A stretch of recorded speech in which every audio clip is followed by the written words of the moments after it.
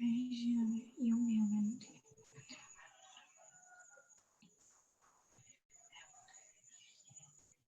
A Renata. Bom dia. Bom dia, professora. Oi. Deixa eu sair isso aqui. E aí, conseguiram estudar?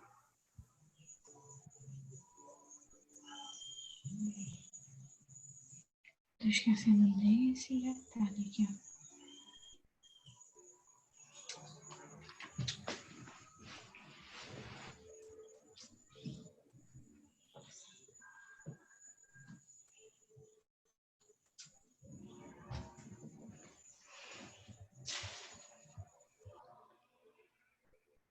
Vocês conseguiram fazer uma revisão das aulas? Eu vi que nós temos 5 assuntos, não é? Eu acho que o assunto maior, talvez de conceito, seja o de sistema complemento. Foi o único que eu não consegui diminuir um pouco mais aqui para nossa revisão. Mas a revisão, como a gente já está falando, né? É algo que nós vamos rever. Então, teoricamente, vocês já viram com mais calma, né? Já estudaram um pouco sobre o assunto. E hoje nós vamos só tirar as dúvidas, certo? Hoje, eu espero que vocês falem mais do que eu. Não importa se vocês falarem algo, sei lá, eu não vou falar porque eu acho que eu vou errar. Não, tá bom? É agora que a gente tem que tirar as dúvidas mesmo. Acho que a gente já está há um tempo aí, né, tendo aula. Então não precisa ficar com vergonha, tá bom? Eu preciso hoje que vocês participem de verdade, tá? Escrevendo ou falando, porque hoje não é uma aula, hoje a gente vai também conversar sobre o assunto, saber o que vocês entenderam, o que vocês não entenderam, tá bom? Então eu vou precisar, eu vou contar aí com a colaboração de vocês, tá certo? Deixa eu ver se entra mais alguém. Enquanto isso, a gente vai conversando sobre a prova. Vocês já têm a data da prova? Já. Sim, professora. Vai ser quando? Vai ser segunda, é isso? Peraí.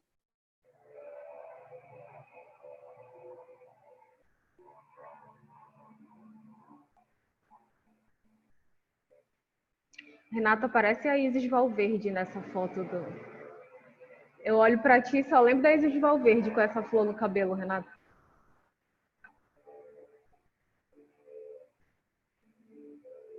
Eu acho que a nossa prova, se eu não me engano, é segunda.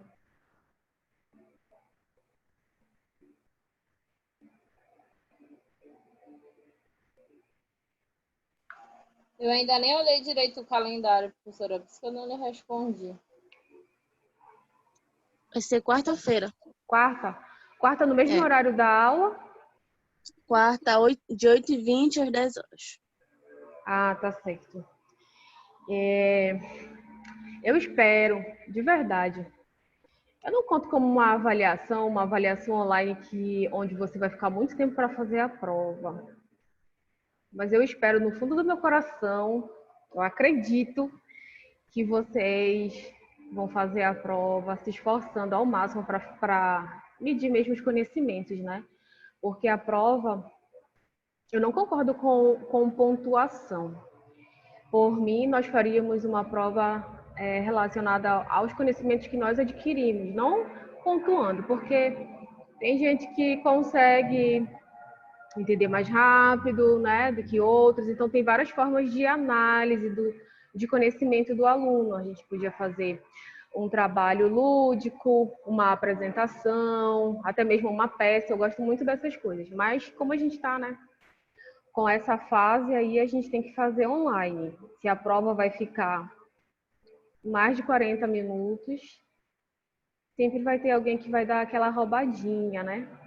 Mas eu espero que vocês aprendam de verdade, porque como eu falei, quando a gente aprende, né, a gente não esquece mais.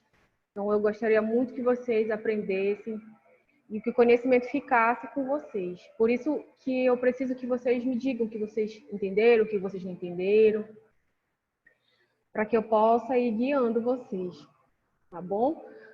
Então, eu preciso que vocês participem. Vamos começar. Aqui hoje a gente não precisa ir até 12h40, só se vocês tiverem muitas dúvidas. Que é mais para relembrar um pouquinho do que nós já vimos. Tá?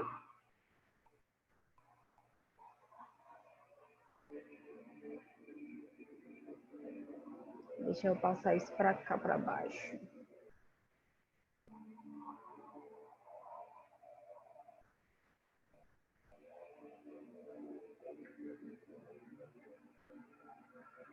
Aí quero passar. Aqui não aparece para vocês, mas aqui aparece a tela, né, que vocês estão. Então, eu queria colocar aqui para baixo. Bom, então vamos começar. Começaremos com a nossa revisão. Então, os assuntos que nós vamos ver na prova, né, desde o primeiro assunto, é a origem das células de defesa e conceitos de imunologia básica, né? Nós vamos ver também os diagnósticos de precipitação, né? Os tipos de diagnóstico de precipitação, os tipos de diagnóstico de hemaglutinação, deixa eu ver aí o que mais, imunocromatografia. Então, são vários conceitos, várias coisas que vocês vão ter, né, que estudar.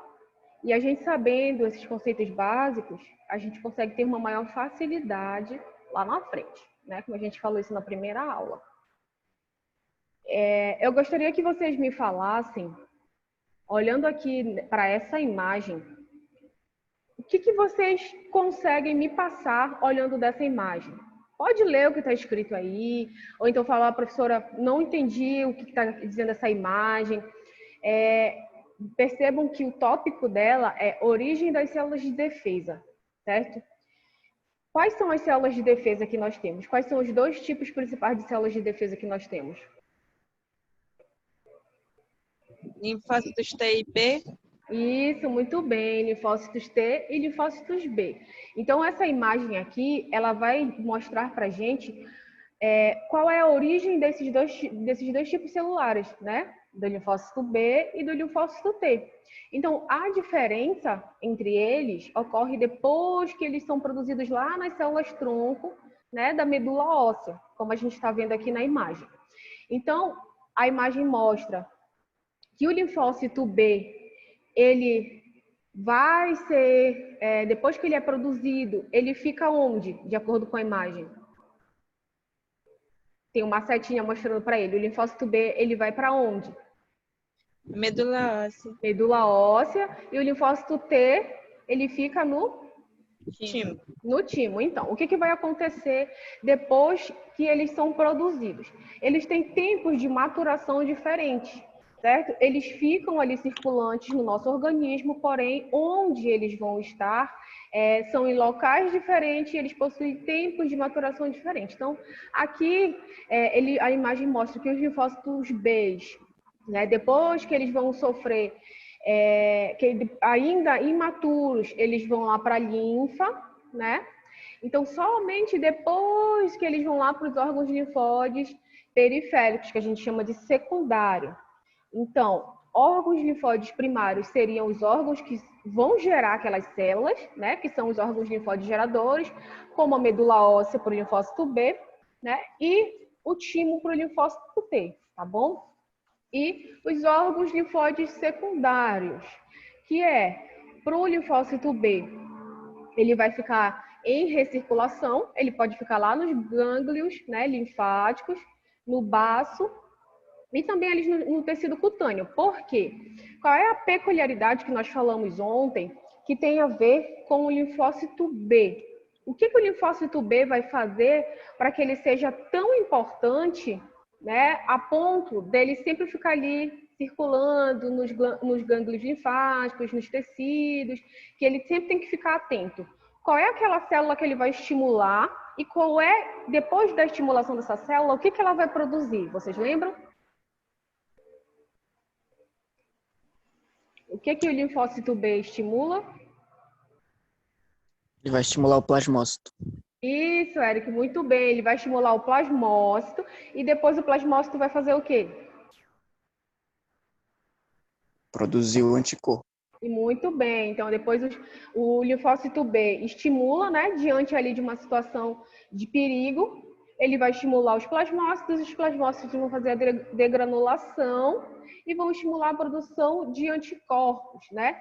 Então, o que acontece? Geralmente, os linfócitos B, eles estão ali no plasma, né? A gente divide a resposta em resposta humoral e resposta celular. O que vai diferenciar? O que é a resposta humoral e o que é a resposta celular? A resposta humoral, ela já vai entrar com essa produção de anticorpos no plasma, porque ela é no líquido, né? Ela é em meio líquido. Então, esse humoral vem de humor, e humor significa líquido, tá bom? Então, resposta humoral, eu vou ter a ativação de linfócitos B, né? A estimulação de plasmócitos e, consequentemente, anticorpos. E eu tenho uma resposta celular, né? A resposta celular, ela já vem com o linfócito T, certo? Então, o linfócito T, no momento em que ele é estimulado, né? No momento em que ele sabe que está acontecendo alguma coisa, ele vai fazer o reconhecimento, né? Principalmente de patógenos intracelulares, ali com uma porção específica. Lembram lá que a gente divide o linfócito T em duas unidades? Vocês lembram quais são? Uma é auxiliar, que vai fazer primeiro aquele reconhecimento, e a outra é efetora, que vai ali mesmo destruir, né, com seus grânulos citotóxicos aquela célula que foi invadida. Vocês lembram quais são as porções? Quais são as duas moléculas? CD4 e CD8. Muito bem, CD4 vai servir como molécula auxiliar, então ele vai fazer o reconhecimento na superfície celular ou de forma intracelular, né? E depois ele vai apresentar ali para o CD8, que é o citotóxico, onde ele entra já com a destruição. Bom, então a origem das células de defesa, onde é que elas vão se originar? Elas vão se originar lá nas células, a partir das células troncos da medula óssea. A linhagem B, ela continua na medula óssea, né? Ela passa ali pela medula óssea. A linhagem T, ela vai para o timo. A linhagem B entra na circulação ainda imatura, né? Enquanto que a linhagem T, ela vai para a circulação madura, tá bom? Então, eles vão, depois disso, eles vão ficar lá nos gânglios linfáticos, né? Que a gente sente aqui, os nossos gânglios, aqui atrás do pescoço, nas axilas, na virilha, onde eles vão estar principalmente ali sendo formados no baço, né, e nos tecidos linfóides cutâneos. Então, eles vão estar ali, mucosa também, né? Eles vão estar ali fazendo eles são como se fossem sentinelas, vão estar, né, atentos a tudo que pode estar acontecendo, tá bom? Então, aqui já é uma visão mais ampla do que a gente acabou de falar agora. Como nós temos dois tipos de imunidade. Imunidade humoral, que vem de líquido. Então, se eu lembro de líquido, eu vou lembrar de plasma, certo? Sempre associem assim. Humoral, eu lembro de líquido. Líquido, plasma, né? Qual é a célula que vai ser estimulada lá no plasma? Plasmócito. E o plasmócito, né? Ele vai ali, então, me dar a produção de anticorpos. E a linhagem celular, eu tenho ali com o linfócito T, né? Onde ele vai fazer a atração de células fagocíticas. E ele mesmo também vai entrar destruindo aquelas células infectadas através dos seus grânulos citotóxicos. Então, vamos analisar essa imagem aqui. O indivíduo ele teve uma exposição com algum micro-organismo, não importa se é vírus, bactéria, tá? Ou protozoários, parasitas. Então, esse reconhecimento, no primeiro momento, pode ser feito por um macrófago, que vai estar ali circulante na nossa pele, né? Então, dependendo da localização do macrófago, ele tem um nome diferente, tá bom? Mas isso é só a título de conhecimento. Por exemplo, se ele estiver ali na pele, ele é conhecido como células de Langerhans, tá? Se ele estiver ali no fígado, ele é conhecido como células de Kupffer, mas eles são macrófagos. Só tem nome diferente de acordo com a localização. Então, esse macrófago faz esse primeiro reconhecimento, né? E vai apresentar, vai mostrar, olha, a célula dendrítica tem um invasor aqui. Então, a célula dendrítica, que é uma célula que tem uma maior capacidade de apresentação de antígeno, né, vai estimular essa diferenciação celular. Ela vai estimular um linfócito B imaturo e um linfócito T que a gente chama de virgem, né, para que eles cumpram os papéis deles. Então, passando aqui para essa parte onde está escrito linfócitos da imagem, né, ele já apresentou e aí vai ter a diferenciação. Então, o linfócito T circulante ali no nosso organismo, ele vai estimular o linfócito B. O linfócito B, ele vai estimular o plasmócito, formação de anticorpos, defesa do organismo. Qual é a grande importância dos linfócitos B? Só na defesa do organismo? Não, né? A gente tem aquelas duas imunoglobulinas que nós vamos falar mais lá para frente, que uma é de infecção aguda e a outra é de infecção crônica, infecção tardia. Né? Vocês lembram qual é a imunoglobulina de infecção aguda?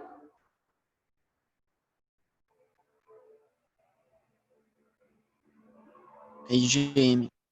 Isso, a IgM, né? Então, por que a IgM ela vai ser primeiramente recrutada? Por que eu não posso recrutar uma IgA?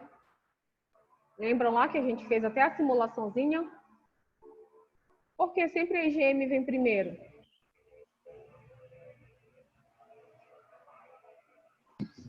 Ela é de identificação. De identificação, mas tem. Lembra quando eu segurei na mão das 4 colegas, o que a gente ficou com uma maior, né, superfície de... Ai, me esqueci o termo.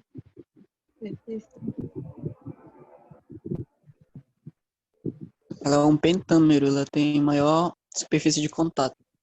Isso. Só que aí, na verdade, tá certo, superfície de contato, só que a gente fala que ela tem uma maior superfície de reconhecimento, tá bom? Então, como ela é um pentâmero, né, ela tem 5 unidades ali de anticorpos, fica muito mais fácil dela fazer o reconhecimento daquele antígeno. Então, ela vai no primeiro momento, né, ali fazer aquele reconhecimento e tal, e aí ela vai chamar outra imunoglobulina, né, que é de uma infecção tardia. Qual é a imunoglobulina de infecção tardia?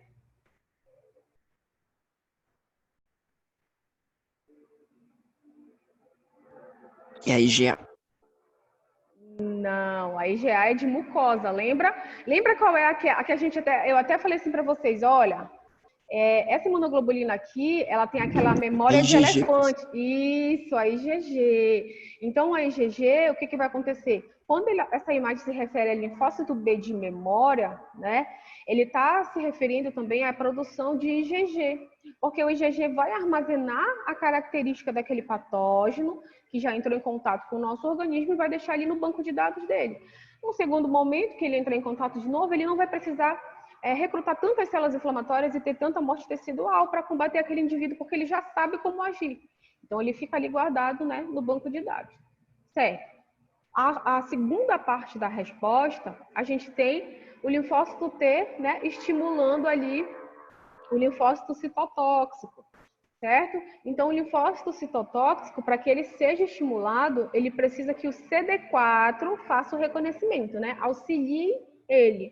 E aí, então, depois ele fica ativo e onde a gente vai ter aquela imunidade celular, tá bom? Então, eu tenho 2 tipos de imunidade. Eu tenho a imunidade por linfócitos B, né? Estimulação de plasmócito, produção de anticorpos. Quais são as 2 principais imunoglobulinas? IgM e IgG. Uma de infecção aguda, uma de infecção tardia. Pronto, é isso que eu preciso saber de resposta humoral. Indo para a resposta celular, o que é que eu preciso saber? Que o linfócito T, ele também é dividido em linfócito T de memória, né? Que ele pode ser dividido em CD4 e CD8, onde, quando ele for ativado, ele se transforma em linfócito citotóxico, tá bom? Tudo certo até aí? Ficou claro? Tem alguma dúvida? Renata, Virna? Tudo certo. Não, professora, tudo ok. Diga, pode falar.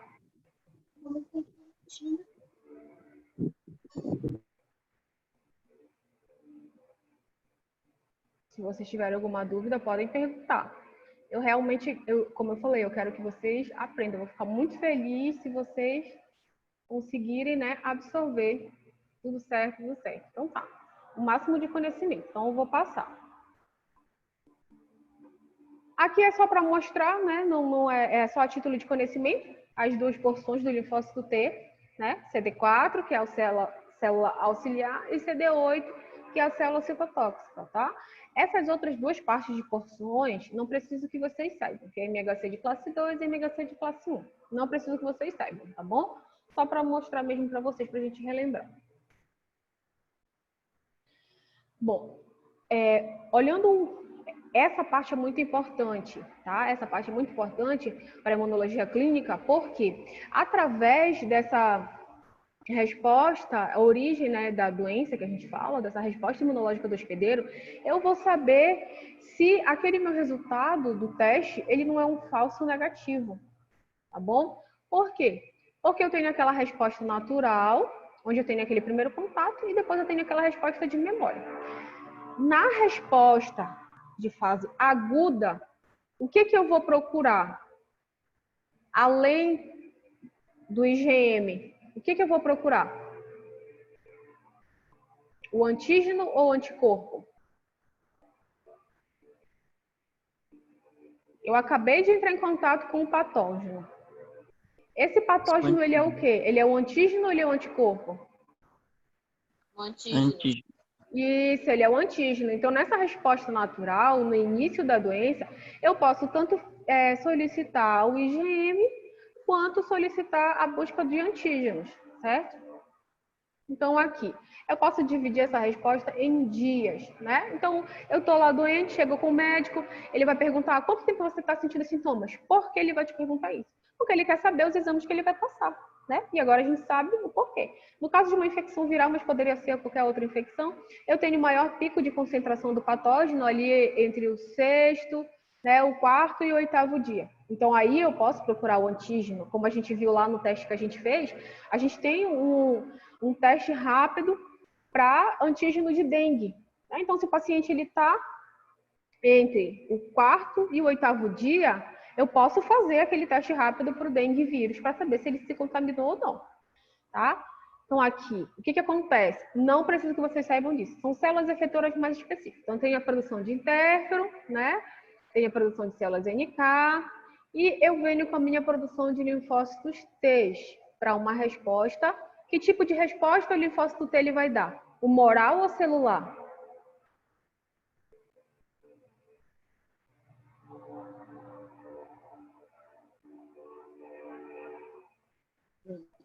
Essa eu não sei. Qual é o tipo de resposta? Quando a gente falou de humor líquido, lembra lá qual é o tipo de linfócito que vai estar lá no líquido?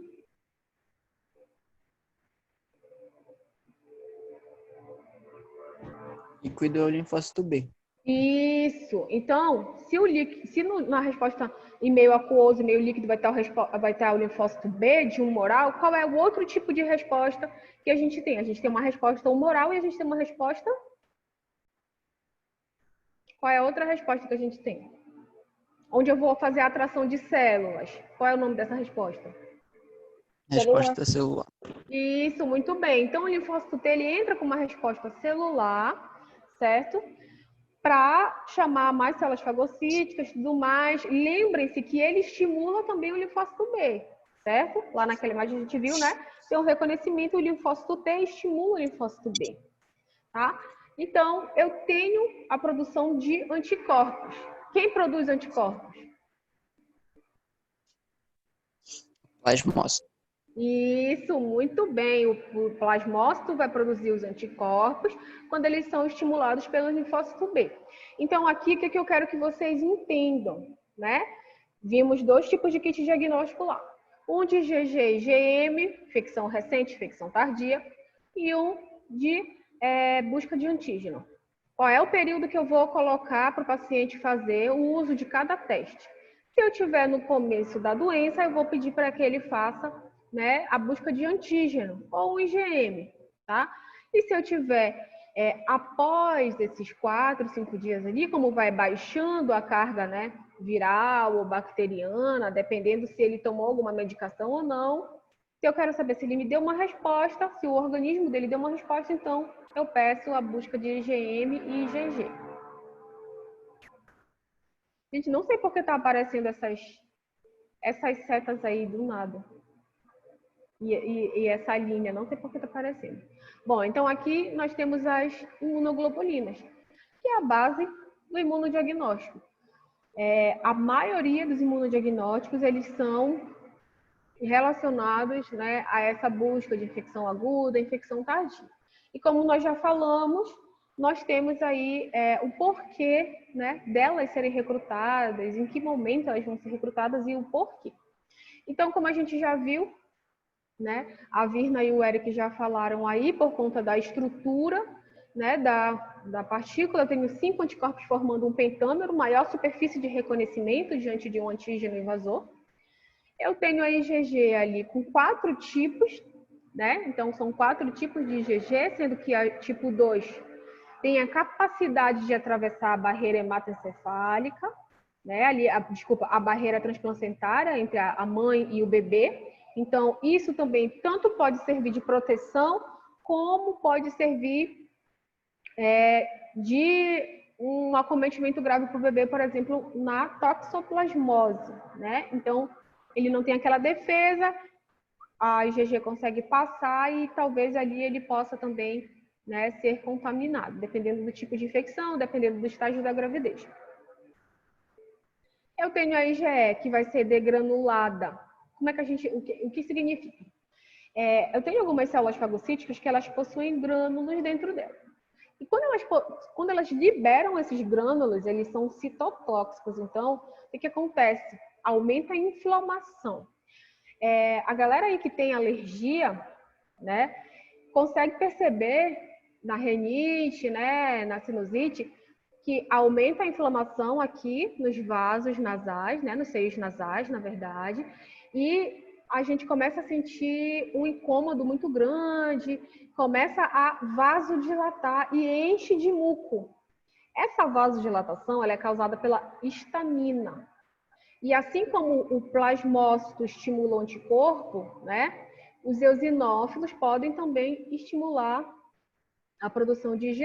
Quando? Quando nós estivermos ou em uma situação alérgica ou quando nós estivermos com uma contaminação por eumintos, tá bom? O IgD, ele vai estar presente ali como uma molécula auxiliar, né, do IgM ou auxiliar de anticorpos, também para o reconhecimento. E o IgA que vai estar presente ali na mucosa, certo? Então, eu tenho todos esses tipos, principalmente para doenças infectocontagiosas. Quais são? Quais imunoglobulinas vocês acham que nós devemos solicitar para o paciente quando ele está numa infecção por um agente infectocontagioso? Quais as 2 imunoglobulinas? Quais os 2 tipos de anticorpos?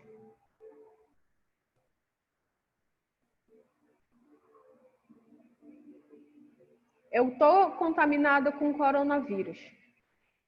Quais são os 2 tipos de imunoglobulinas que o médico vai solicitar para mim? Para que eu faça no meu exame? IgM e IgG?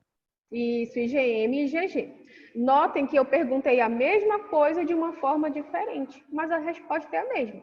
Se eu estiver falando de imunoglobulina, eu estou falando de anticorpos. Se eu estiver falando de anticorpos, eu estou falando de imunoglobulinas, tá bom? É a mesma coisa.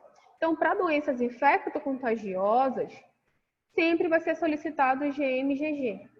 Processo alérgico, processo de infecção, contaminação ali por eumintos, IgE, né? Se eu tenho algum micro-organismo que vá atingir a mucosa oral, a mucosa ali do estômago, a mucosa vaginal, eu posso fazer solicitação de IgA, tá bom? E para complementar, só se a gente quiser, mas não é muito solicitado, o IgD não é muito solicitado. Então, ela sempre vai estar ali como um suporte. Tudo certo até aqui?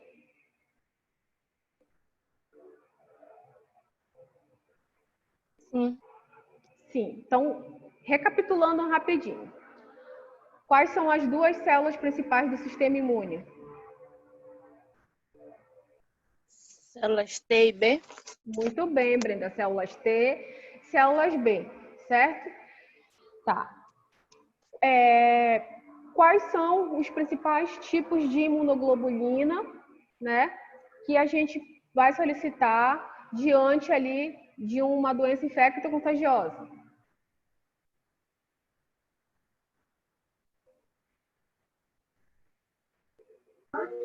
IgM e IgG. Muito bem, IgM e IgG, certo. Se eu tiver num processo de um processo inflamatório por alergia ou contaminação por eumintos, qual é o tipo de imunoglobulina que eu vou solicitar?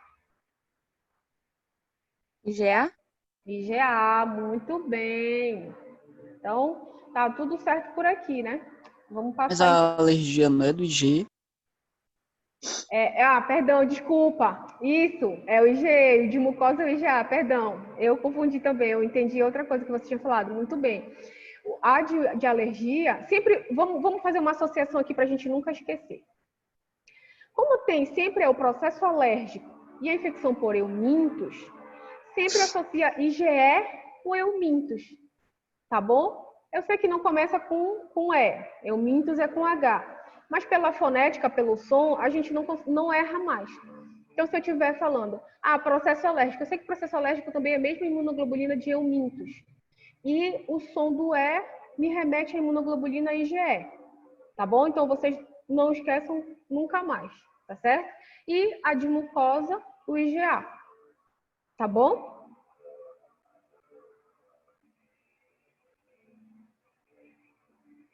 Tudo certo?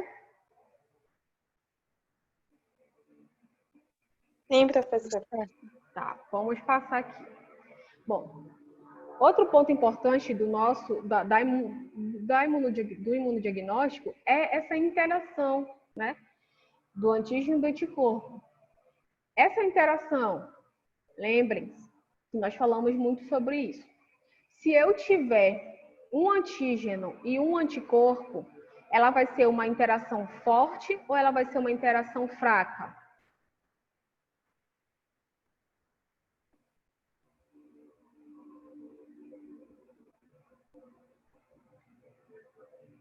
Como é que vai ser? Se eu tiver a ligação só de um antígeno e de um anticorpo, vai ser uma interação forte ou uma interação fraca?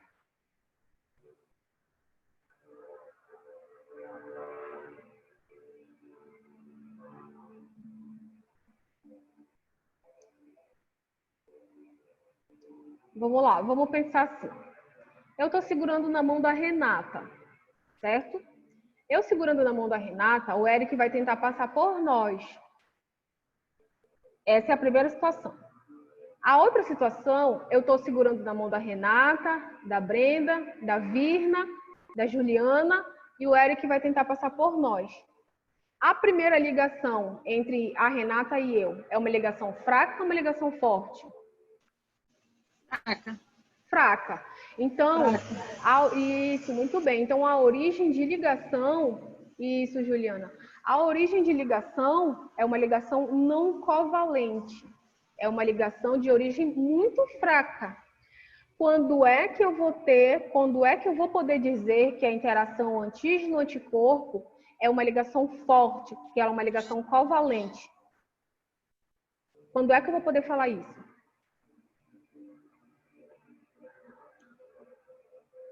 Quando existe mais superfície de contato. Não. Olha, vamos pensar. Se eu tenho só uma interação entre a Renata e eu, né? Eu tenho poucas quantidades. Se eu tenho uma, quando é que essa interação vai ficar mais forte?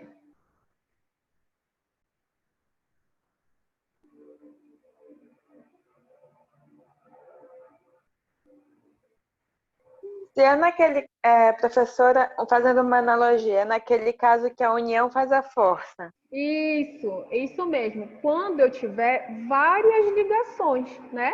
Muito bem, Virna. Então, se eu tiver várias ligações, ela é considerada uma ligação covalente. Então, a natureza da ligação antígeno-anticorpo, ela é fraca, não covalente. Porém, toda vez que eu tenho uma reação, né, eu vou ter ali a ligação de diversos, então eu tenho uma ligação covalente.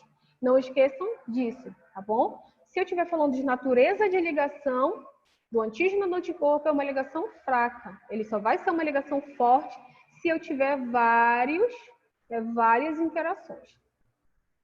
Então, aqui nessa imagem, deixa eu ver se eu consigo passar. Então, aqui eu tenho uma ligação de antígeno de corpo não covalente por natureza, que significa uma ligação fraca. Essa imagem ampliada, ela mostra o sítio de ligação ali no anticorpo, né? Que é o sítio de reconhecimento do antígeno. Esse antígeno é um determinante antigênico. O que significa dizer que ele é um determinante antigênico? É ele que vai mostrar quais são as características daquele patógeno. Significa dizer se ele é um vírus, se ele é uma bactéria. Por exemplo, a Virna tem um perfume característico ali. Então, quando a Virna entra aqui na sala, eu sinto o perfume dela, eu já sei que é ela. Então, é como se o perfume da Virna fosse uma partezinha dela que me dá a possibilidade de saber que é ela que está ali, tá bom? Isso que é um epítopo antigênico. É um pedacinho do meu patógeno que o anticorpo consegue reconhecer. Então, ele vai dar uma resposta quando ele reconhece, tá? Então, aqui, essa ligação ela pode ser formada por pontes de hidrogênios, né? De hidrogênio, essa ligação entre eles. Ligações eletrostáticas, são só os tipos de ligações. Força de Van der Waals e ligações hidrofóbicas, tá? São só os tipos de ligações. E essas ligações múltiplas, né? Como a Virna falou, a união faz a força, então múltiplas ligações é que então vai permitir que ele seja de origem covalente, né? Que ele seja uma ligação forte, tá bom? Quanto à questão da reversibilidade, ela também vai estar ligada a essa interação. Fica muito fácil do Eric conseguir soltar a minha mão e a da Renata, mas fica muito mais difícil o Eric conseguir soltar a minha mão, mais a da Renata, mais a da Brenda, mais a da Virna, mais a da Juliana, certo? Então, uma vez que tem uma ligação fraca, facilmente ela consegue ser desfeita. Mas se eu tiver uma interação forte com várias moléculas, é uma ligação irreversível. Então, é por conta disso que quando eu faço lá o meu teste de imunodiagnóstico e eu coloco a solução, né, o reagente que vem ali no kit, ou então quando eu faço uma lavagem daquela solução, ele não se dissocia, porque ele já formou uma ligação com vários antígenos e vários anticorpos. Tá bom? Então, é uma ligação irreversível? É, porém, a partir do momento em que eu tenho vários, ela se torna irreversível.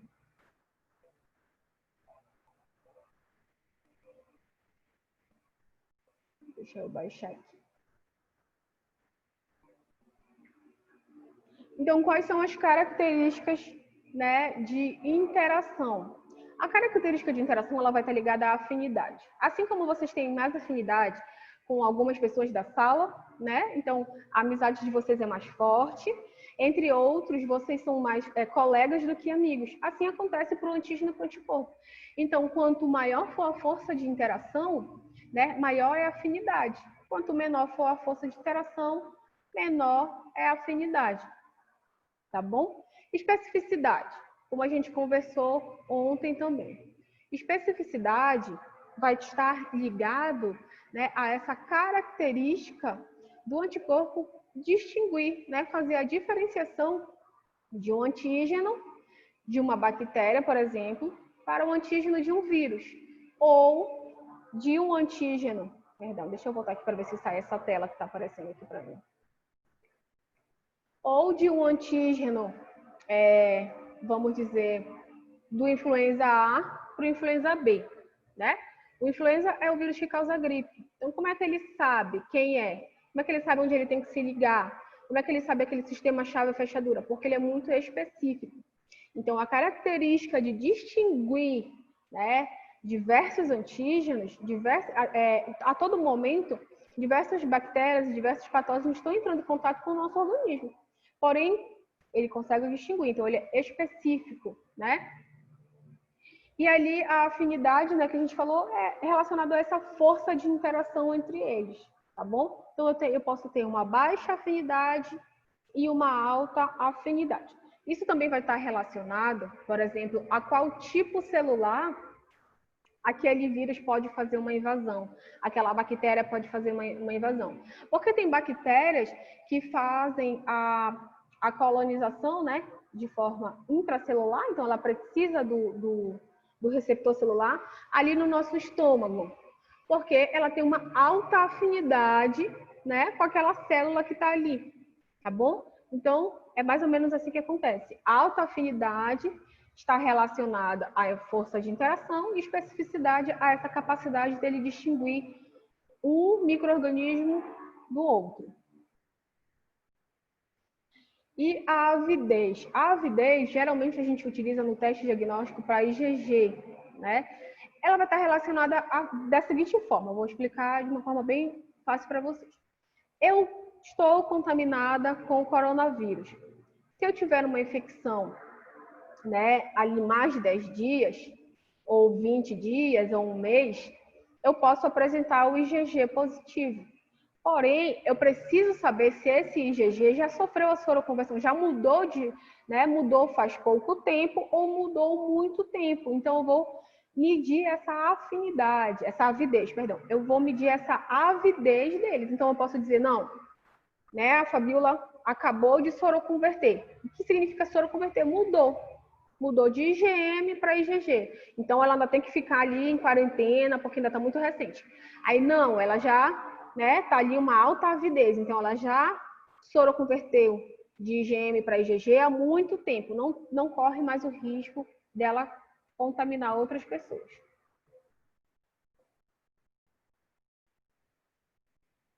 Reação cruzada. Vocês lembram o que é uma reação cruzada?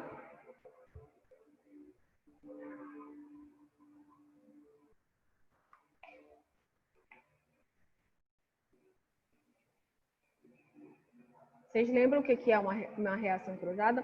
Alguém aí tem algum amigo dentro da sala que você já conheça o perfume daquela pessoa?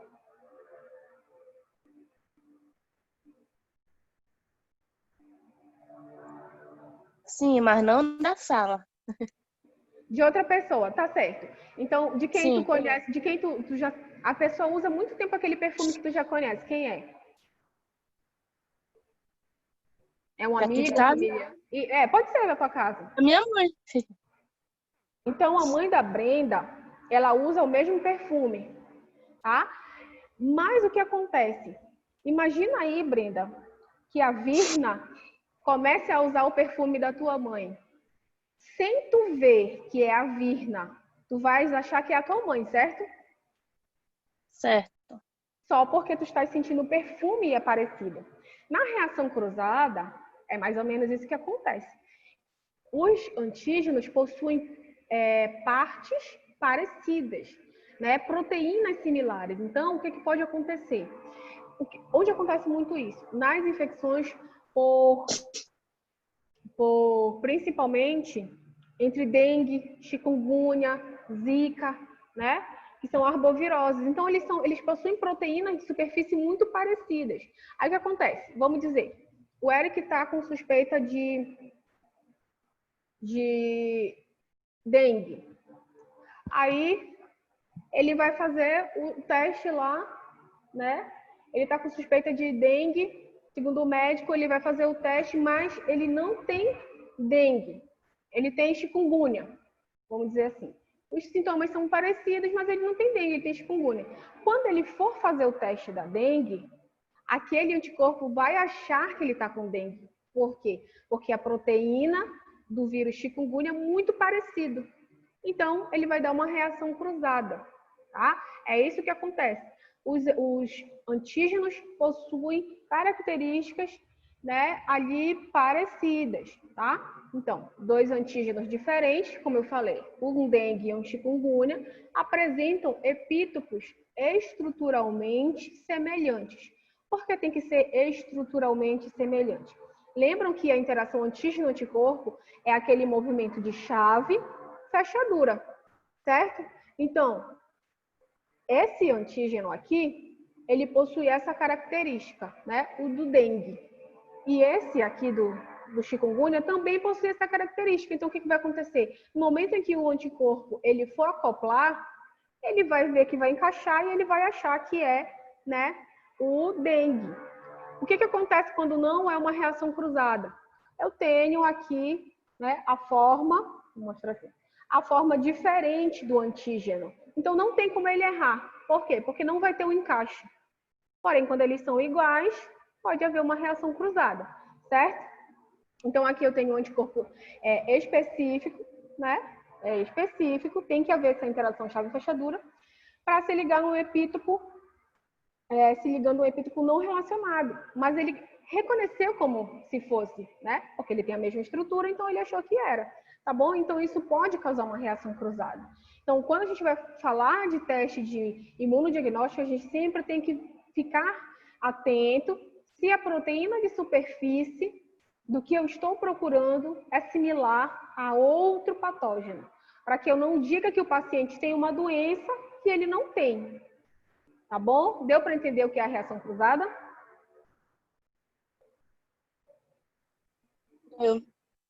Certo. Então, voltando lá.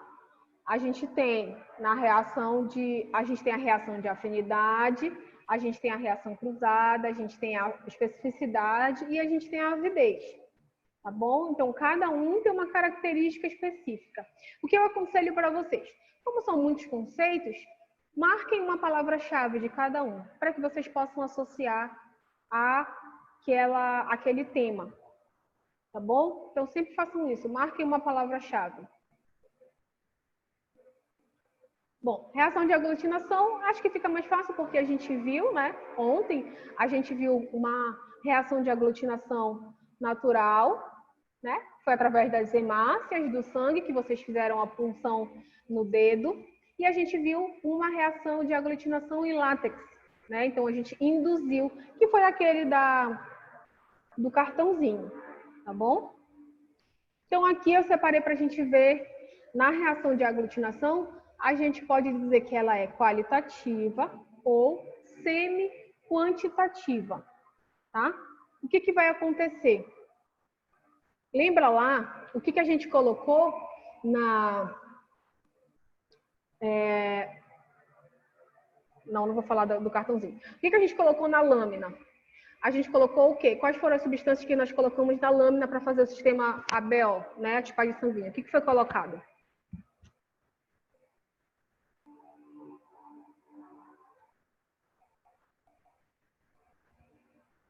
Qual é a amostra do paciente que nós colocamos? Qual foi? Sangue. Sangue. A amostra sanguínea e os reagentes. Isso, e os reagentes. Os dois são líquidos, certo? Então, é uma reação solúvel, tá bom? O que aconteceu? Eu coloquei o sangue que é solúvel, né?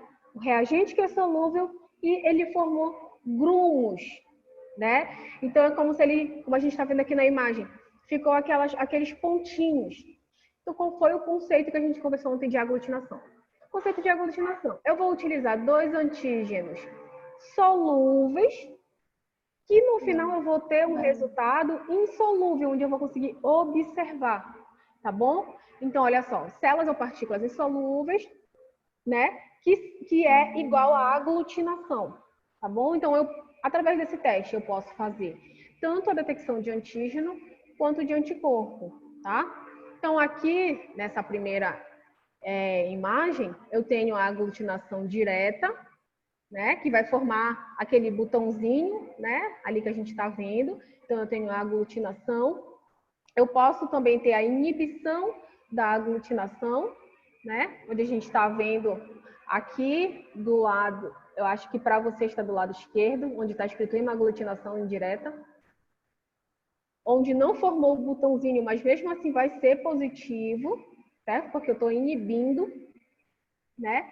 E eu tenho também a aglutinação em partícula de látex, tá bom? Então, o que é aglutinação? Uma reação antígeno-anticorpo, onde eu vou utilizar agentes solúveis e no final eu vou ter uma solução insolúvel. Eu vou precisar de um microscópio para fazer a observação desse resultado final? Não. Não. Então é uma técnica cara ou é uma técnica barata?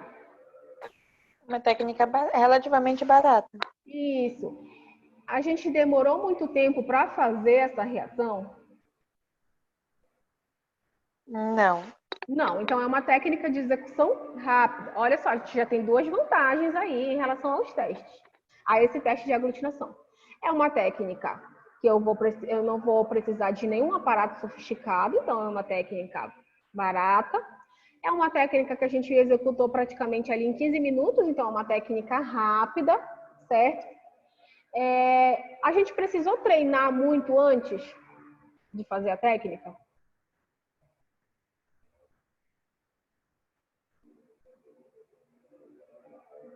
Também não, professor. Não, então é uma técnica de fácil execução.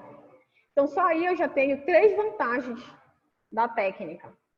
E é uma técnica muito, a gente pode dizer que ela é sensível, específica, tá? Ela é muito específica. Na tipagem sanguínea, o A só vai reagir com o A, o B só vai reagir com o B, tá bom? Então ela é muito específica e sensível. Olha só, eu tenho mais vantagens. Sempre analisem por essa perspectiva, porque é impossível a gente gravar qual é a vantagem e a desvantagem do teste. Tem coisas que são particulares de cada teste, mas tem coisas que não dá. Então, só aí eu tenho que é uma técnica barata, é uma técnica rápida, eu não vou precisar de uma mão de obra especializada, porque é de fácil execução, é específico e é sensível. Agora, qual é a desvantagem? Vou dar um exemplo para vocês. Se eu fizer o teste ali e, por exemplo, a Renata não for experiente e formar só um pouquinho de grumo, aí ela vai falar assim para mim, olha, professora, não formou. Aí quando eu for olhar, eu vou dizer assim, não, tá aqui, ó, Renata, você não viu, mas tá formando. Então, é uma desvantagem da técnica, né? Essa subjetividade de quem está fazendo a técnica, tá bom? Então, é uma técnica subjetiva. Então, vai de acordo com a experiência do manipulador, né? Ali de quem está fazendo. Então, é uma técnica subjetiva. Para aglutinação direta, eu tenho a possibilidade de fazer para alguns micro-organismos, mas não para todos. Então, essa também é uma desvantagem da técnica, tá bom? Ela não é uma técnica quantitativa, então eu só posso dizer ali, né, mais ou menos estimar, por isso que a gente tem essa parte semi-quantitativa, mas eu não posso dizer com exatidão, então já é outra desvantagem. Tá? Se eu tiver uma hemácia velha, pode interferir no meu resultado. Então, a qualidade da imagem pode interferir. Então, também já é uma desvantagem. Tá bom? Então, sempre fiquem atentos. Lembrem como é que a gente vai executar. Essa primeira verificação, né, a gente só não fez a precipitação, mas os outros dá para vocês puxarem aí na memória de vocês, para vocês tentarem lembrar a forma de execução. Então, só na forma de execução, a gente já consegue fechar várias questões. Tá bom? Qual é a diferença da aglutinação direta para passiva? Na direta, eu posso utilizar hemácias, tá? Hemácias do paciente, hemácias do teste. Então, eu estou utilizando, né, uma partícula ali do organismo do ser humano. E na passiva? Na passiva, eu vou usar uma partícula sintética, que é de látex.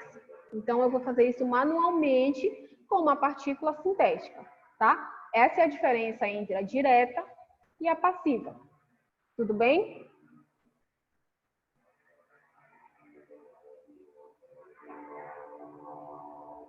Bom.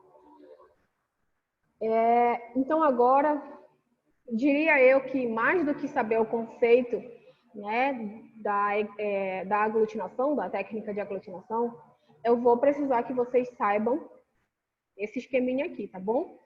Então, para a gente não gravar, para a gente aprender, vocês lembram lá o que está lá na superfície, né? Que está até aqui, a colinha, o que está na superfície da hemácia do grupo sanguíneo B? O que vai estar lá?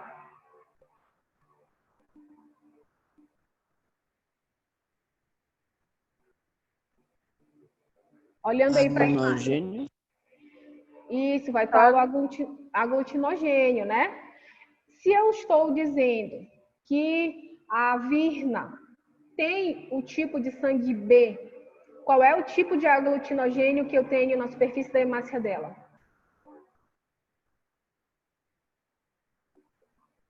Tipo B. Isso, tipo B, muito bem. Tá, então eu vou ter ali no meu plasma circulando, agora pensando para uma doação de sangue, tá? Eu vou ter ali no meu plasma, se eu estou recebendo algo de alguém, para mim, o que vai ser isso que eu estou recebendo? Vai ser um antígeno ou vai ser um anticorpo? Anticorpo? Não, se eu estiver recebendo é um antígeno. Isso, vai ser um antígeno. E qual é o nome, né, que eu posso dar para esse antígeno? Eu estou fazendo a mesma pergunta que eu fiz anteriormente. O que tem na superfície da hemácia? Aglutinogênio. Aglutinogênio, certo? Muito bem. Eu estou recebendo, né, ali do meu doador sangue, né? Então, se eu estou recebendo sangue, eu estou recebendo antígeno, certo? Então, eu vou produzir uma partícula, uma molécula, que vai ser o meu anticorpo. Só que nesse caso, eu vou chamar ele de Aglutinina. aglutinina. Muito bem. Então, para o grupo A, eu vou ter o anti-A. Para o grupo B, eu vou ter o anti-B, né? Para o grupo AB, ele não vai ter, porque, na verdade, ele tem os dois tipos de aglutinogênio na superfície. E o grupo O vai ter os dois, só que não vai reagir porque ele não tem o aglutinogênio, certo? Então, vamos pensar da seguinte forma. Então, vocês podem me perguntar. Bom, professora, então, voltando lá para a parte da tipagem sanguínea, por que reagiu quando eu coloquei, quando a Mônica, não, o sangue da Mônica é O, então o O é 0. Acho que é a Brenda, né, que tinha o tipo A? É. Tá, então por que quando eu coloquei um reagente ali do tipo A no sangue da Brenda, por que reagiu? Porque, olhando para essa imagem, qual é o tipo de anticorpo que reage com o grupo A?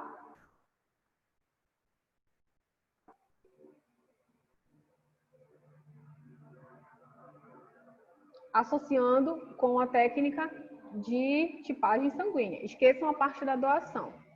Qual é o anticorpo? Qual é a fechadura? Na verdade, qual é a chave que vai encaixar ali na proteína que está na superfície da hemácia da Brenda? Se a Brenda tem o sangue do tipo A, qual é a chave que vai encaixar lá? É uma chave B ou é uma chave A? Chave A? Uma chave A, muito bem. Então, é por isso que quando a gente faz a tipagem sanguínea, vai reagir e a gente vai dizer, olha, não reagiu com A, então a Brenda tem o sangue tipo A. A, não reagiu com nada, então a pessoa tem o tipo O. Não, então da Renata reagiu com B, então a Renata tem o sangue tipo B. Porque na tipagem sanguínea, o que vai reagir o que vai abrir a porta é o tipo de fechadura. Então, a gente vai ver aquela aglutinação de acordo com o anticorpo que a gente está colocando. Se reagiu com o anti-A, é sangue A. Se reagiu com sangue B, é B. Se não reagiu com nada, é O, né? Então, sempre lembram, o O é 0.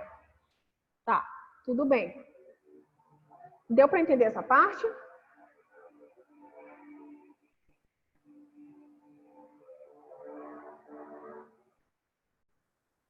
E se for a B? Se for AB, se eu tiver, bora pensar. Se eu tiver o tipo sanguíneo AB, deixa eu voltar aqui. Se eu tiver, vamos voltar desde o primeiro. Se eu tiver o grupo A, ele vai reagir com A, certo? Certo? Certo. Se eu for do seu tipo B, ele vai reagir com B. E se ele for AB, o que tu achas, Brenda? O que vai acontecer? Já que ele tem os dois tipos de antígeno na superfície, o que tu achas que pode acontecer?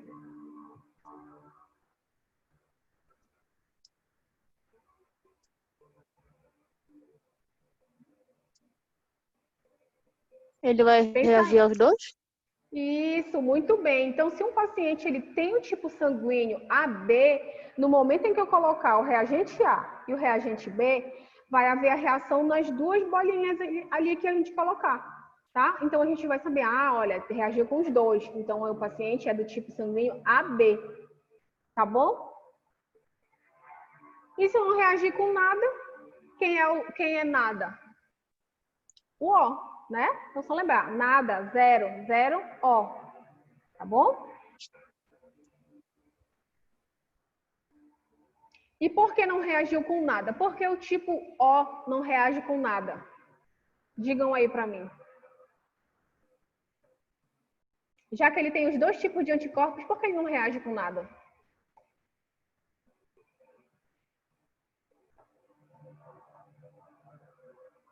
Olhando aí para a imagem. Qual é a diferença que eu tenho de uma hemácia do tipo A, do tipo B, para o tipo O? O que o O não tem? O não tem aglutinogênio.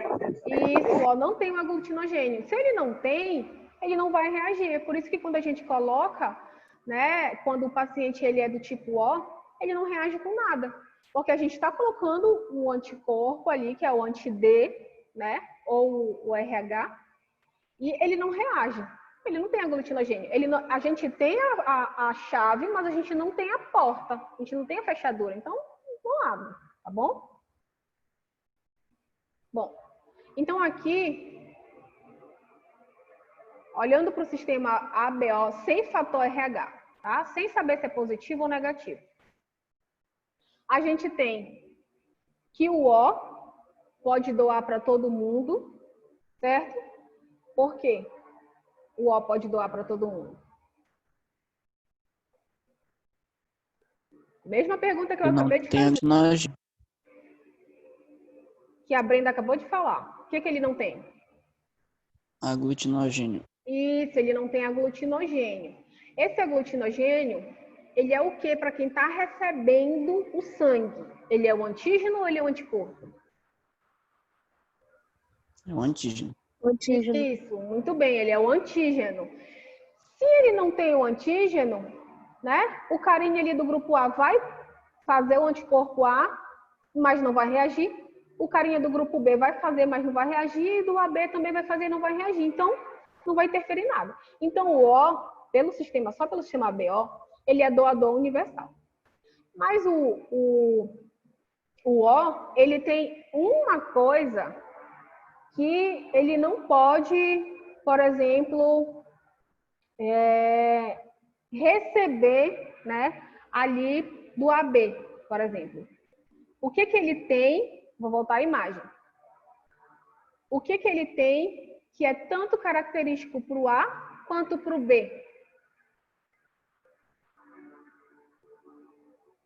Olhando aí para a imagem.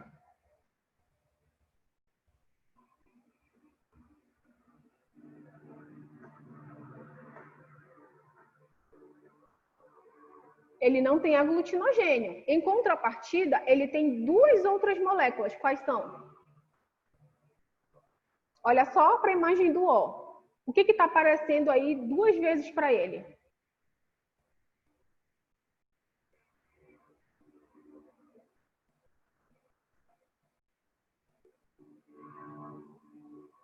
O anti-A e o anti-B?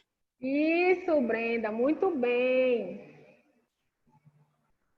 Isso, a Virna também respondeu aqui, o anti-A e o anti-B, muito bem. Então, olha só, o O, ele não tem o aglutinogênio, ele não tem o antígeno.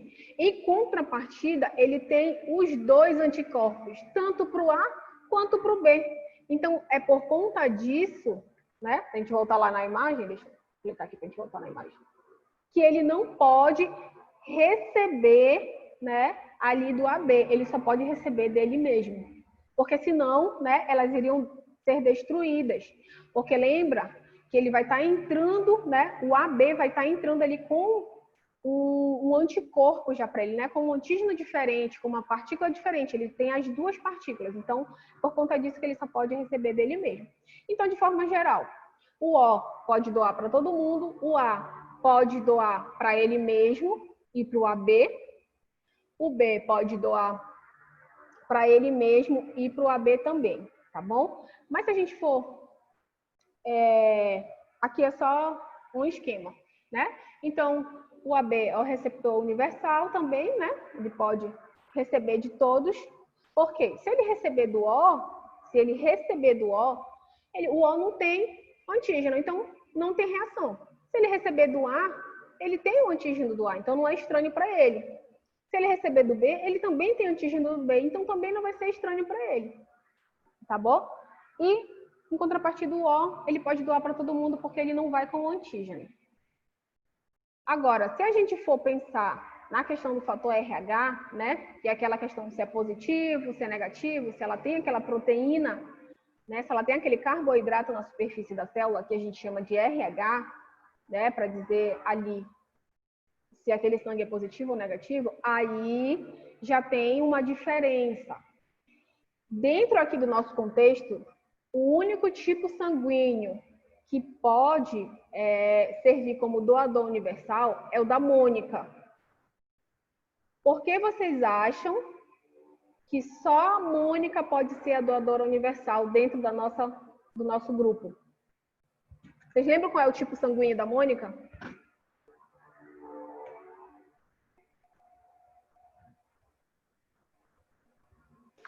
É O negativo. Isso, O negativo. Então, se ela doar para qualquer um de nós, vai haver reação? Não. Não, porque ele não tem antígeno, certo?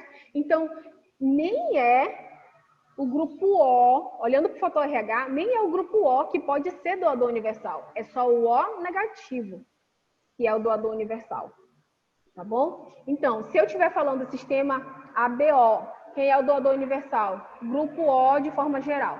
Se eu estiver associando com o fator RH, grupo O negativo, tá bom? Porque aí ele não vai interferir em nada, tá? Por isso que a gente está vendo aqui nessa imagem, ó, o O negativo, ele pode doar para todos. O A positivo, né? Ele pode doar para A positivo e para B positivo. Por que ele não pode doar, por exemplo, para um O? Porque vai haver reação, tá bom? Vai haver reação, porque ele tem a proteína na molécula. Porque ali o A negativo, se ele é positivo, ele está chegando ali, né, com algo na superfície dele. Então, vai haver reação. O A negativo, ele pode doar tanto para A negativo quanto para O negativo. Ele pode receber tanto de A negativo quanto de O negativo. Não vai haver reação. Eles são, né, a mesma ali interação, negativo com negativo. Mas ele só pode doar para A negativo, A positivo, AB negativo e AB positivo. Por quê? Porque eles têm antígenos em comum, então não vai reagir também. O que eu preciso que vocês saibam daqui? Não quero que vocês gravem tudo, não. Vamos olhar aqui só para o O negativo e para o AB negativo, tá? Ou para o AB positivo. O negativo e AB positivo. Então, eu quero que vocês sempre lembrem que o O positivo, o O negativo, ele doa para todo mundo, porque ele não tem nada na superfície da célula. E o AB positivo, ele recebe de todo mundo. Tá bom?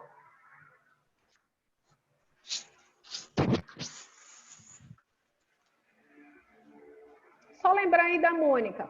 Sempre levem a Mônica como parâmetro. Lembra do tipo sanguíneo dela, né? Já vai matar a questão ali. Mas por que a gente tem que estudar o fator RH?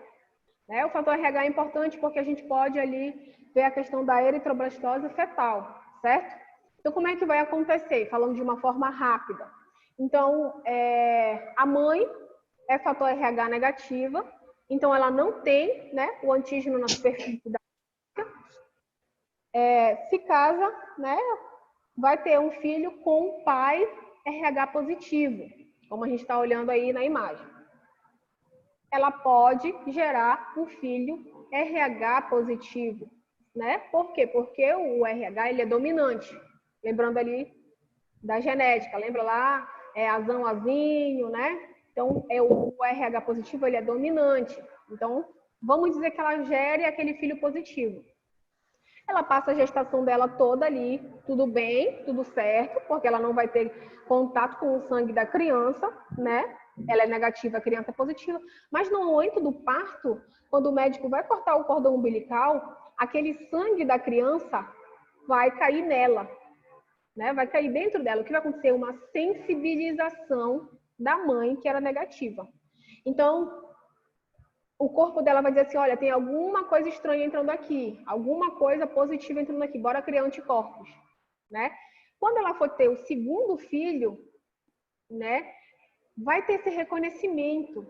Por quê? Porque os anticorpos, eles conseguem fazer o quê? Atravessar, né, essa barreira aí entre a mãe e o filho. E aí, quando ele for fazer esse reconhecimento, como ele já vai estar sensibilizado, ele vai destruir todas as hemácias do bebê, tá? Qual é a outra forma de sensibilizar a mãe, aquela mãe negativa, que não seja através do parto? Qual é a outra forma que vocês acham?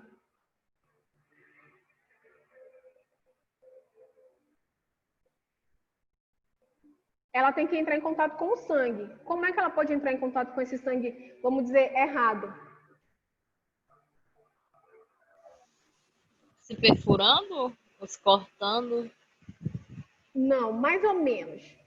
É por aí, é por aí. Ela vai entrar em contato com o sangue, mas ela tem que entrar em contato com uma quantidade considerável. Vamos dizer que aconteceu um acidente com ela e ela perdeu muito sangue. Ela vai ter que fazer o quê?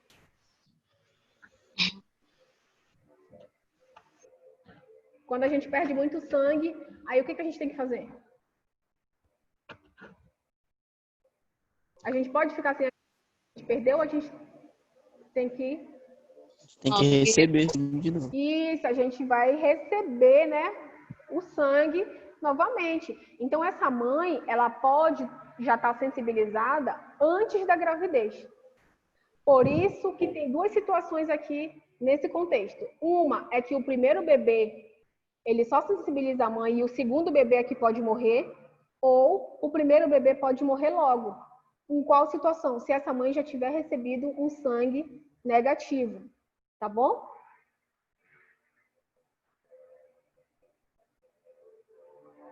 Vamos passar aqui um pouco que eu olhei aqui a hora, a gente vai se atrasar. Bom, então quais são as vantagens e desvantagens da hemaglutinação? Como a gente conversou, né? Elevada sensibilidade, baixo custo, leitura visual, fácil execução. A desvantagem, eu não vou ter para todos os tipos de patógeno, né? Eu preciso ter uma interação forte do antígeno do anticorpo e ele precisa estar ali bem, se for no caso da partícula de látex, né? Ele tem que estar bem estável, tá bom? Se vocês colocarem de uma forma geral, se vocês, na verdade, marcarem de uma forma geral, é melhor ainda. Não vou perguntar específico, ligação antígeno-anticorpo. Não, eu quero que vocês analisem a técnica e me falem de uma forma geral, assim como a gente fez agora há pouco, em relação à vantagem e desvantagem. Aqui, só falando rapidamente, né, o teste de Cumbis, né, o teste de Cumbis direto e a gente tem o indireto. Então, o que vai acontecer? Aqui a gente vai ver moléculas que vão atacar também, né, as hemácias, que pode acontecer ali por uma transfusão sanguínea, tá bom? Então, eu vou testar o soro de Cumbis anti-IgG humana, né, para saber se ela vai aderir ou não, para saber se é positivo ou negativo. Aqui, o teste direto. Vou passar porque a gente não vou me deter muito nesse teste. E a gente também tem a indireta, né? Então, aqui, o que vai mudar de uma para outra? Aqui eu vou ter os anticorpos do sangue, mais os antígenos eritrocitários, mais os eritrócitos. Então, eu tenho um componente a mais, tá? Para formar esse complexo aqui que vocês estão vendo. Complexo anti-IgG, mais o antígeno e o anticorpo, tá? Mas é só para mostrar também, não se detenham muito ao teste de Cumbres, que a gente não faz muito o teste de Cumbres. Bom, então, preciso que vocês, né, deem uma lida, mais nessa parte do sistema, doação de sangue, tá? Sempre se lembre de uma coisa, tipagem sanguínea a gente analisa de uma forma, porque o anti-A com o anti-A, o anti-B com o anti-B, e doação de sangue a gente já analisa de outra forma. Tem que analisar assim, quem está doando, né, está fazendo entrar antígeno ou não, e quem está recebendo está produzindo anticorpo ou não. Só estudar aquela imagem lá que já vai dar para vocês matarem. Sistema complemento. O que eu preciso que vocês saibam do sistema complemento? Vou passar rápido aqui porque eu não preciso que vocês saibam disso. Se liguem nessa imagem do sistema complemento. O que é? O método sorológico, né? Que a gente vai ali fazer a coleta do sangue do paciente, utilizar o soro do paciente, onde eu vou semi-quantificar. Eu vou saber a quantidade, né, aproximadamente de antígeno ou de anticorpo. E o que tem no sistema complemento? Ele pode estar ativado ou inativado. Então, dentro do sistema complemento, eu tenho também a inibição do sistema complemento, certo? O que vai formar? É isso que eu preciso que vocês saibam. O que forma o sistema complemento? Um poro de ataque à membrana, tá bom? Então, quando tiver essa interação, né, do sistema complemento com o antígeno, ele vai formar esse poro de ataque à membrana. Como é que a gente vai colocar isso dentro do nosso teste diagnóstico? Depois a gente volta aqui nesse slide. Tem lá no teste que eu deixei para vocês também, tá? Então, aqui, falando do teste, que é isso que importa pra gente. O que eu vou utilizar? O soro do paciente, né? Vou incubar para inativar o sistema complemento do paciente, já que eu vou utilizar um kit comercial, né? Esse soro, né, ele vai ser incubado com as hemácias, que vai conter o antígeno. Se o soro vai ter o antígeno, o que eu vou pesquisar ali no soro do paciente? Na verdade, o que eu vou utilizar no kit? Se o soro do paciente tem um antígeno, o que eu vou utilizar no kit? O que vai ter ali no kit?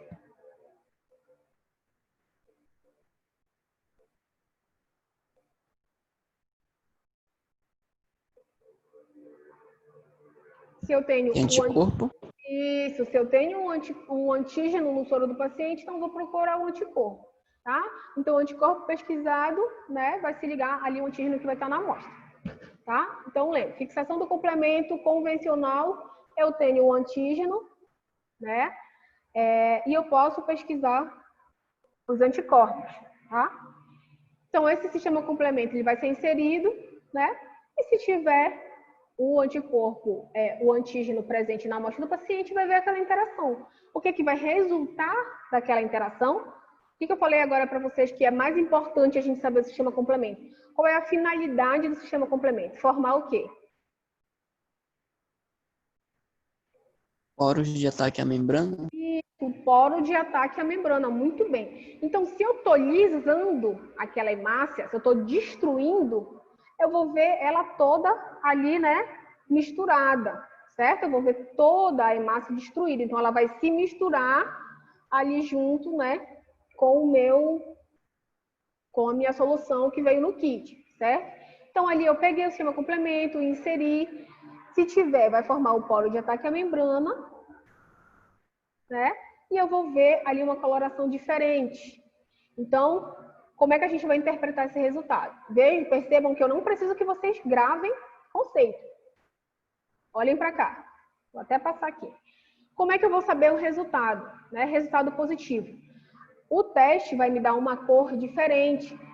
Eu vou ter a minha substância ali toda misturada com a hemácia, porque houve a formação do poro de ataque à membrana e houve destruição daquela hemácia. Se houve destruição, né? Houve ligação entre o antígeno e o anticorpo. Sendo assim, esse teste para o paciente, quando eu for liberar o resultado do exame, é positivo ou negativo? Se houve a hemólise, é positivo ou negativo?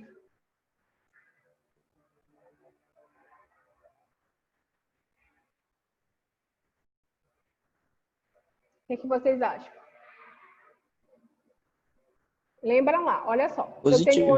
Eu tenho um antígeno no sangue do paciente e eu tenho meu anticorpo no kit. Se houver essa interação, o que vai formar ali? O poro de ataque. Então, se formar o poro de ataque, tudo vai se misturar. Então, é como a gente está vendo aqui nessa imagem, tá? A gente está vendo nessa imagem, não dá para fazer essa diferenciação do que é o reagente e do que é o sangue do paciente, porque houve a lise e tudo foi misturado. Então, sempre que eu lembrar de mistura, que está misturado, né? Se for um teste de fixação do complemento convencional, então, se misturou tudo, se houve lise, positivo, certo? Agora, a gente também tem a inibição, né? Vamos pensar assim, antes de olhar o conceito. Se o teste convencional, ele deu positivo porque houve essa mistura, qual é o meu resultado? Como é que vai ser o resultado positivo na inibição da fixação do complemento? Vai ocorrer a lise ou não vai ocorrer a lise?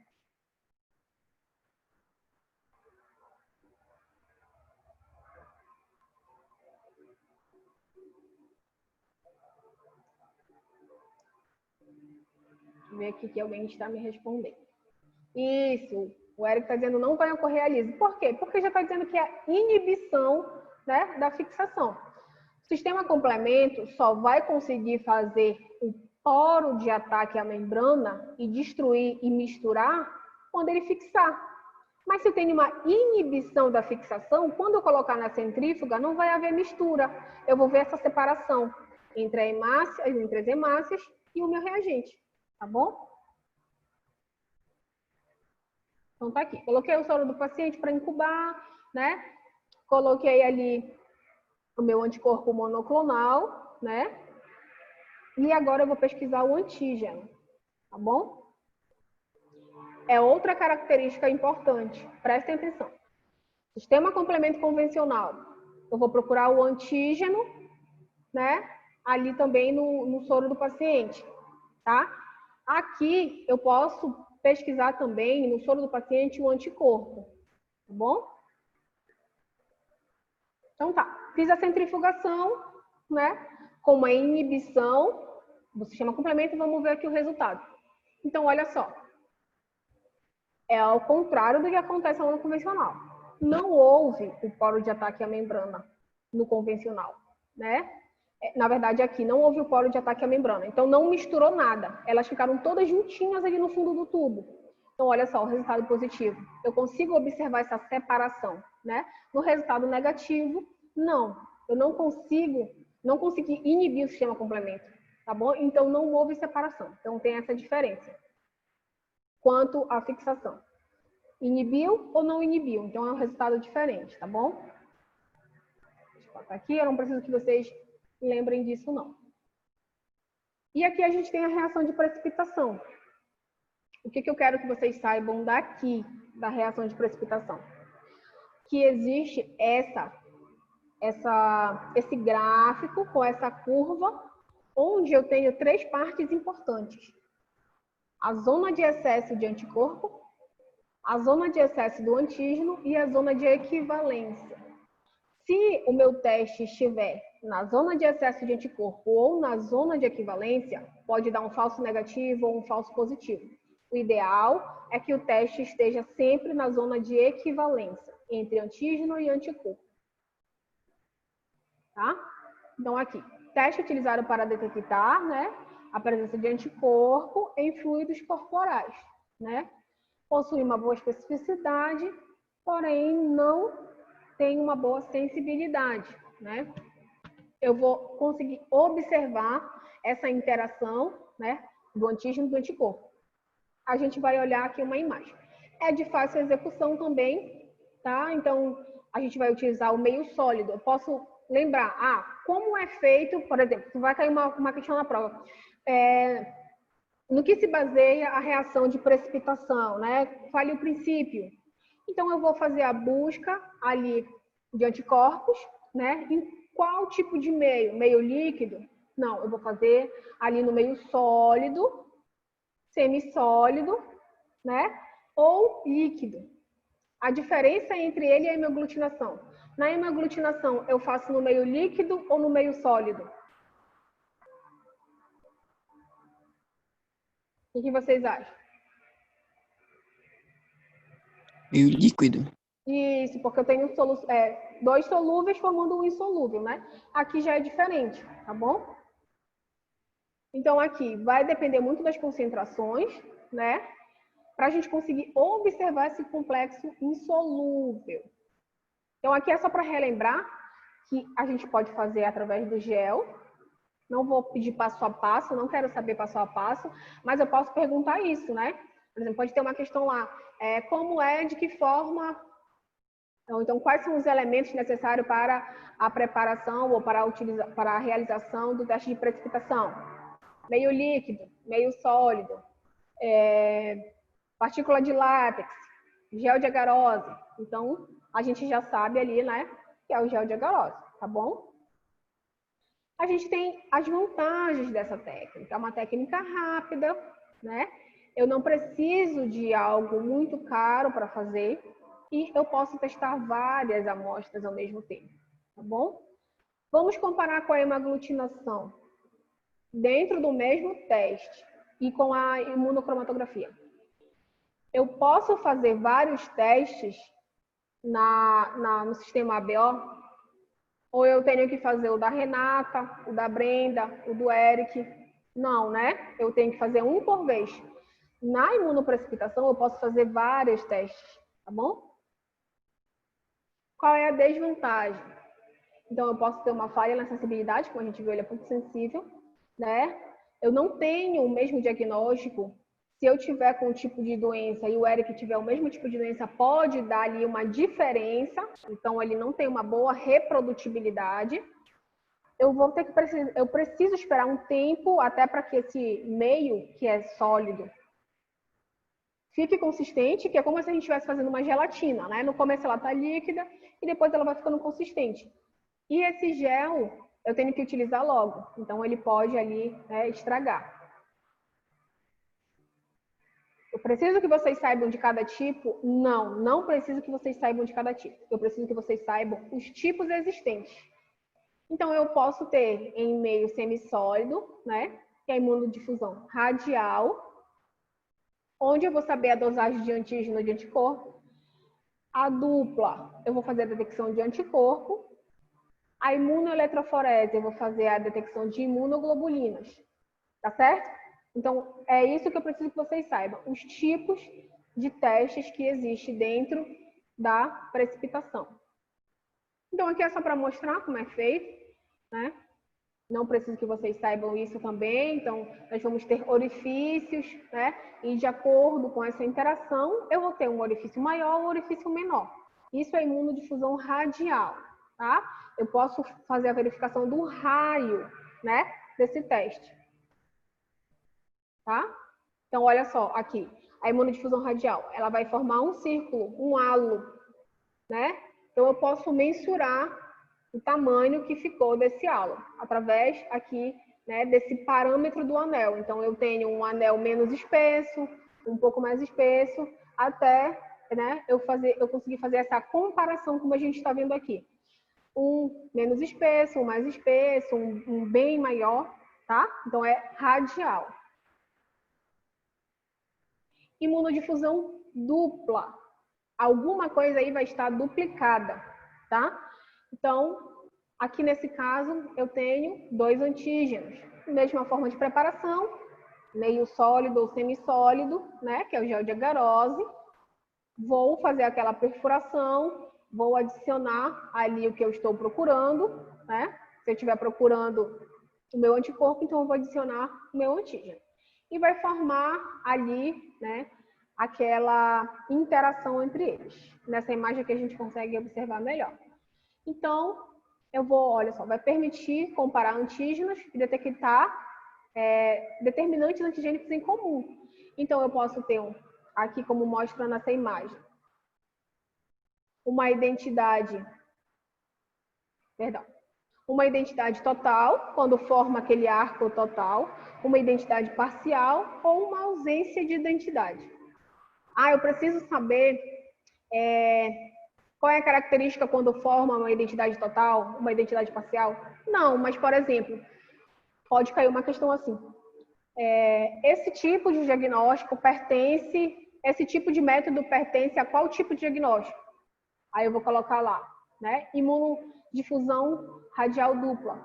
Pertence a hemaglutinação, precipitação, imunocromatografia, tá bom? Então, essas características que eu preciso que vocês saibam. E aqui eu posso ter imunodifusão também linear, né? Então, imunodifusão linear, qual vai ser a diferença? A diferença é que eu não vou fazer numa placa de Petri, vou fazer num tubo, tá bom? Geralmente, a gente faz para detecção de hepatite C, né? Para vírus da hepatite C. E aquela imunoeletroforese que a gente viu, né? Qual é a diferença? Aqui eu vou utilizar a cuba de eletroforese. Geralmente, eu vou fazer a verificação de imunoglobulinas, certo? Então, vamos olhar aqui rapidinho as diferenças entre eles, que é isso que eu preciso que vocês saibam. Então, aqui, imunodifusão radial. Eu vou fazer na placa de Petri em meio sólido. Apenas eu vou procurar um tipo de substância, né, de componente, ou antígeno ou anticorpo, dependendo do que eu quero. Vai formar esses halos onde eu posso mensurar. Radial, imunodifusão radial, halo, né, um raio. Certo? Imunodifusão dupla, eu vou fazer a procura de anticorpo. Se é dupla e eu estou fazendo a procura de anticorpo, eu vou ter 2 antígenos para formar as duas, né, proporções ali. Tudo na placa de Petri também, tá? Pode ser na placa de Petri também. Imunoeletroforese. Prestem atenção quando está escrito aqui eletroforese. Então, ele é diferente porque eu vou inserir uma corrente elétrica, tá? Sempre pensem nisso. Imunoeletroforese, eu vou inserir uma corrente elétrica ali no meu teste, tá? Eu acho que os testes rápidos, como a gente viu há pouco tempo, vocês têm alguma dúvida em relação ao teste rápido?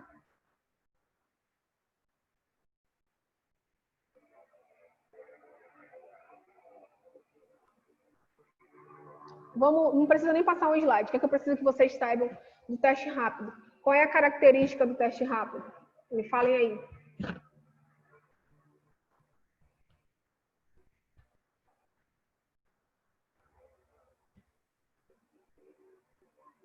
Uma característica do teste rápido. Ele é rápido, barato.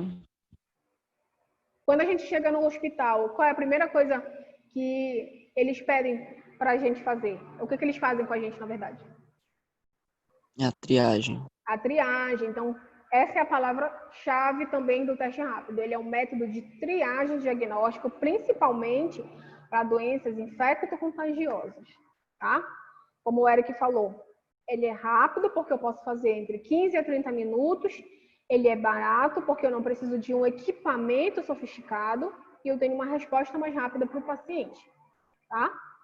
Eu posso fazer com sangue, ou soro, ou plasma, dependendo do que eu vou procurar. Eu posso fazer a utilização da busca de antígenos ou de anticorpos. E esse aqui eu vou fazer numa fita de poliestireno. Então, eu posso fazer através daquela fitinha que nós colocamos, que nós utilizamos, né?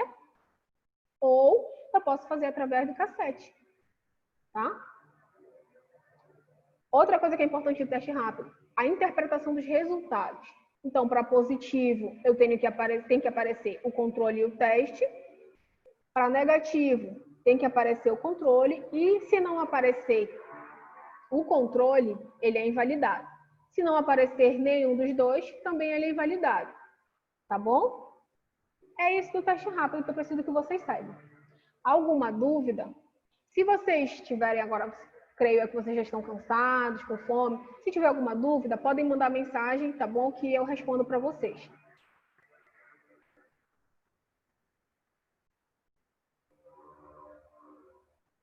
Tá bom? Tudo certo? Ok. Então, eu vou encerrar aqui, que a gente já demorou um pouco demais, mas pelo que vocês responderam, eu estou muito satisfeita, porque vocês lembraram de muita coisa, né? Agora é só mesmo atualizar aí na mente de vocês. Qualquer dúvida, podem me chamar, tá bom? Bom almoço, boa tarde. Vou encerrar a nossa reunião. Ok, professora.